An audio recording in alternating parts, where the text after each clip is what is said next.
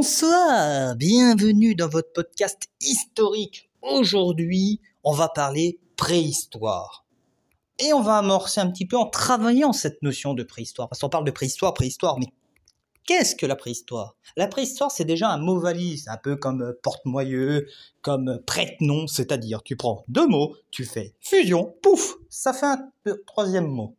Pré, du latin prae, indique l'antériorité dans l'espace ou le temps. Ce qui est intéressant dans notre vision de l'histoire parce que espace et temps sont liés. L'histoire, elle, vient du mot historia, enquête en grec, et c'est l'étude du passé. En gros, la préhistoire s'étale de l'apparition du genre humain à l'écriture, c'est-à-dire 2,4 millions d'années à 4000 avant Jésus-Christ, c'est-à-dire 99% du temps qui constitue l'humanité. Et techniquement parlant, nous les historiens, on n'y touche pas à la préhistoire. Parce que pour nous, l'histoire, concept apparu au 19e siècle, au moment où l'histoire devient une science, c'est dès qu'il y a de l'écrit.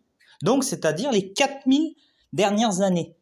Ce qui est très problématique parce qu'aujourd'hui, l'histoire basée sur les écrits, c'est plus trop la mode. Maintenant, avec les apports de l'anthropologie, l'ethnologie et des autres sciences, on a les écrits, c'est important, mais on peut s'en passer.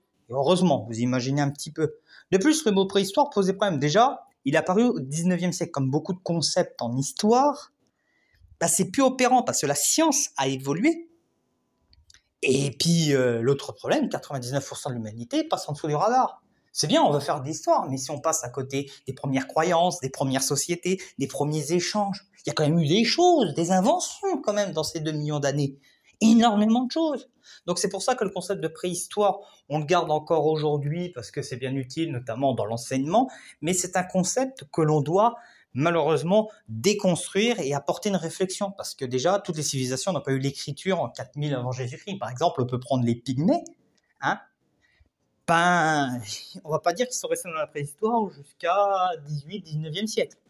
Donc voilà, le mot préhistoire est un mot un petit peu piégeur, qui vient de cette époque, de cette histoire très littéraire du 19e siècle, très européenne et très centrée sur vision, histoire écrite et tout, qui aujourd'hui, il est vrai que le concept de préhistoire est un petit peu dépassé.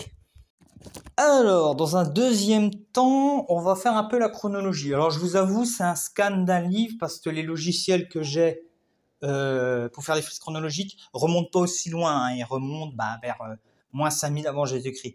Donc, il y a à peu près 4,6 milliards d'années. C'est toujours un petit peu imprécis parce que c'est difficile d'avoir des traces de cette époque-là. On a la formation de la Terre. Ça prend 1,2 milliard d'années avant que ça se mette bien. Après, on a différentes ères. L'ère précambrienne est un peu plus grande. L'ère primaire, l'ère secondaire, qui est vraiment l'ère des dinosaures, c'est là où les dinosaures se sont réellement épanouis. L'ère tertiaire, au moment où les dinosaures ont été soufflés de la surface de la Terre. Et enfin, la toute petite ère, l'ère quaternaire. Ça rappelle bien avec la frise chronologique, vous voyez, nous, on est à l'extrême droite, on est minuscule. L'homme qui se pense le centre du monde n'en est que la périphérie, malheureusement. Donc voilà, mais ne vous inquiétez pas, les différentes ères, on va revenir dessus dans la leçon. Alors, au niveau de la carte, on peut voir les premiers humains. Ça part d'Afrique, même s'il y a une théorie, la théorie du buissonnement qui dirait que l'humanité apparaît simultanément à différents points du monde. On voit qu'il y a différents types d'hominidés, les australopithèques, les homo habilis, les homo erectus, les homo néandertal, les homo sapiens, et que certaines fois ils se sont côtoyés. Il y a même un métissage. Aujourd'hui, quand on fait du séquençage génétique, on peut retrouver des traces de néandertaliens ou d'autres types d'humanoïdes, même s'il ne reste aujourd'hui qu'un seul type d'être humain, une seule espèce humaine, celle des Homo sapiens.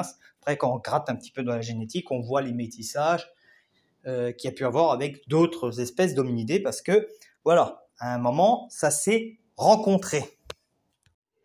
Alors, définition, on va commencer par l'ère. C'est l'époque de longue durée qui commence souvent par une grande évolution. Par exemple, moins 65 millions d'années, les dinosaures disparaissent, c'est une grande évolution parce que quand un diplodocus disparaît, ça se voit quand même dans le paysage. La vie, c'est le fait de vivre, c'est un ensemble de phénomènes. Croissance, métabolisme et reproduction que présentent tous les organismes. En effet, être vivant, c'est grandir, c'est avoir un métabolisme, c'est-à-dire un fonctionnement interne, et se reproduire.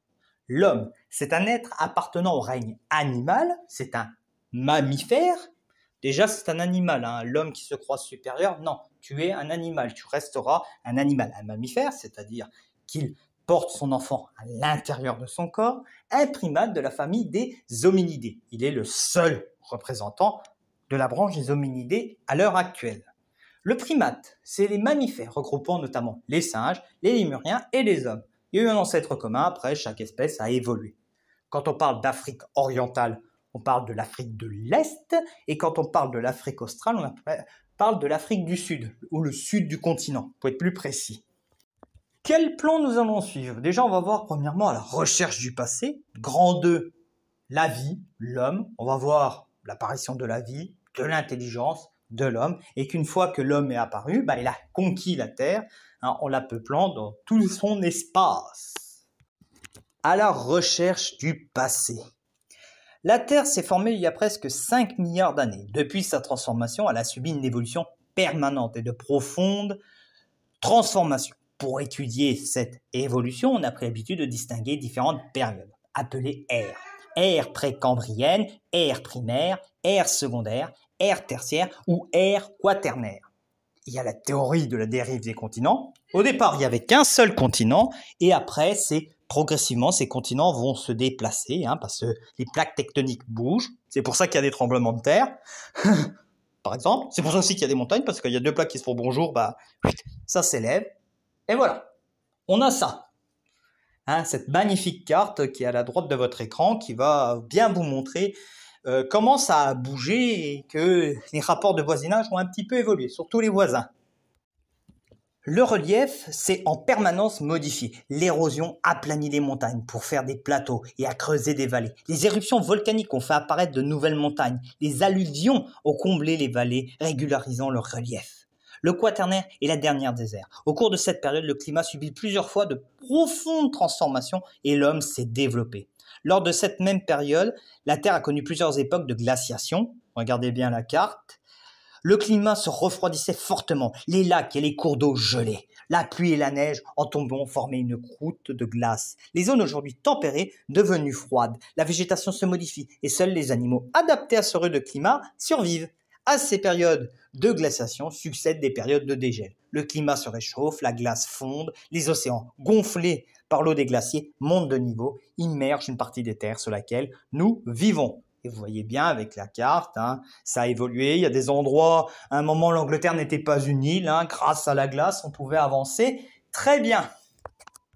Grand 2, la vie, l'homme, l'apparition de la vie. Au moment de sa formation, la Terre est constituée d'un magma, mélange d'éléments inanimés, roches, eau. C'est au cours de l'ère précambrienne que la vie apparut dans les océans. Elle se manifesta sous forme de bactéries, éléments microscopiques capable de se reproduire. Cette forme de vie évolua sur des millions d'années pour donner naissance aux vertébrés, c'est-à-dire les animaux ayant une colonne vertébrale, les animaux terrestres, c'est-à-dire adaptés à la vie hors de l'eau, et les mammifères, animaux allaitant leurs petits. L'apparition de l'intelligence. Il y a 70 millions d'années apparurent les primates, des mammifères marchant à 4 pattes avec 5 doigts. Il ne faut pas oublier que le placement du pouce aide énormément. Hein, c'est pour ça que le gorille ne peut pas faire les mêmes choses que nous, parce que son pouce est au milieu. Il ne peut pas faire un effet de pince. Ça gêne. Le pouce étant opposé aux autres doigts, ce qui lui permet de saisir les objets. Puis une fois qu'il saisit les objets, avec le développement de son cerveau, voilà, il les améliore. Il y a 4 millions d'années apparus les australopithèques. Voilà, l'orthographe est mis à l'image parce que ça, pour le sortir, au moins si vous le sortez au Scrabble, vous pouvez gagner de gros points. Première forme de vie intelligente, même si c'est très difficile. Hein. On n'a eu que des fossiles, des animaux qui étaient avant. Peut-être qu'il y avait des animaux qui étaient plus intelligents que nous. Mais voilà. Ils marchent sur 2 pieds et non plus sur 4 pattes, ce qui libère leurs mains. Ils peuvent donc les utiliser à tout moment et commencent à fabriquer des outils rudimentaires. C'est en Afrique qu'on a trouvé les vestiges les plus anciens d'Australopithèque en 1974. En Éthiopie, plus exactement, fut découvert le plus vieux squelette d'Australopithèque du monde, celui d'une jeune femme que les chercheurs appellent Lucie. Mais faut savoir que les origines de l'homme Ça évolue, hein. On repousse les limites. Hein. Aujourd'hui, c'est 7,5 millions, 8 millions d'années hein, pour les premières traces d'hominidés. Hein. Et peut-être ce que je vous dis dans la vidéo ne sera plus valable dans 10 ans au vu des progrès de la recherche. Enfin, ça dépend quand vous la regardez, la vidéo. Et ça dépend aussi quand je la tourne, parce que peut-être que là, je la tourne en 2021 pour sortir en 2023. Peut-être que ce que je vais dire dans 2 ans apparaîtra comme de la grosse connerie. L'apparition de l'homme. Il y a 3 millions d'années apparurent les premiers véritables hommes. Leur évolution leur permit de faire d'immenses progrès. Homo habilis maîtrise le langage, Homo erectus taille des outils plus précis et maîtrise le feu. Il cuit la viande, ça augmente la taille de son cerveau. Et l'Homo sapiens, c'est très intelligent, il va fabriquer des outils, perfectionner et enterrer les morts, il va inventer l'art. Il est littéralement l'ancêtre de l'homme moderne. C'est pour ça que je vous dis que c'est dommage qu'on n'y compte pas dans l'histoire, parce que quand même, les mecs ont quand même inventé l'art, la religion, et on n'en parle pas, c'est quand même moche. Donc voilà, il y a un petit schéma assez résumé, hein, les bactéries, hein, ça va donner les plantes, il y aura bactéries, plantes, et les animaux, invertébrés, vertébrés, mammifères, pas mammifères, primates, singes, hommes, ça va se séparer à un moment. Et voilà, on voit l'évolution, hein. J'avoue que les illustrations semblent peut-être un peu datées, mais bon, j'ai fait qu'un livre de 1995 pour les illustrations, et je les trouve plutôt mignonnettes. La conquête de la Terre. Au fur et à mesure de son évolution, l'homme a peuplé la Terre. Il est difficile de savoir comment cette expansion s'est faite, mais on peut supposer que l'Afrique, où les premiers hommes sont apparus, a été le premier continent habité. Après, comme il n'y a pas un gros passage au niveau de l'Égypte, c'est pas très compliqué de remonter au Moyen-Orient. Puis après, quand tu es au Moyen-Orient, c'est pas très compliqué non plus d'aller en Europe. L'Asie mineure, la péninsule indienne, le détroit de Bering. Il suffit qu'au niveau du détroit de Bering, c'est-à-dire en face de l'Alaska, tout à l'est de notre chère Russie, il y a un petit peu de glace, les mecs ils rentrent en Amérique facilement. Puis après une fois qu'ils sont en Amérique, bon bah ils ont juste à descendre jusqu'en bas. C'est pour l'Australie où ça peut être un petit peu plus chaud. Bon, tu passes par l'Indonésie, hein, par des petits bateaux, mais il y a quand même une petite trotte quand même entre l'Indonésie et l'Australie. Il faut pouvoir maîtriser la navigation parce que bon, tu pars, mais t'es pas sûr de revenir. Puis l'Australie est une terre pas très accueillante, hein, surtout avec la taille des animaux. Hein, surtout à l'époque, ils étaient encore plus gros. Hein. Donc c'est quand même difficile d'arriver à faire ce petit périple, mais l'homme va y arriver, ça va mettre plusieurs milliers d'années, mais la Terre va être peuplée à chaque endroit par les hommes, et les hommes après vont s'adapter et évoluer par rapport à leur milieu. En conclusion, il est difficile de connaître la préhistoire. Il faut la reconstituer d'après des vestiges très anciens, enfouis dans le sol. Et encore, le sol, ça dépend, certains sols le conservent mal, les restes, parce qu'ils sont acides, parce qu'ils sont laminés par de la pluie, par l'humidité. Depuis sa formation, la Terre n'a cessé de se transformer. Dérive des continents, transformation du relief, évolution du climat. Notamment durant l'ère quaternaire, la Terre a vécu de grandes périodes de glaciation et de dégel successifs. La première forme de vie apparue sur la Terre fut la bactérie, puis la vie évolua, donna naissance aux vertébrés, animaux terrestres, mammifères, primates et toute la diversité que la biosphère et la biodiversité peut nous offrir.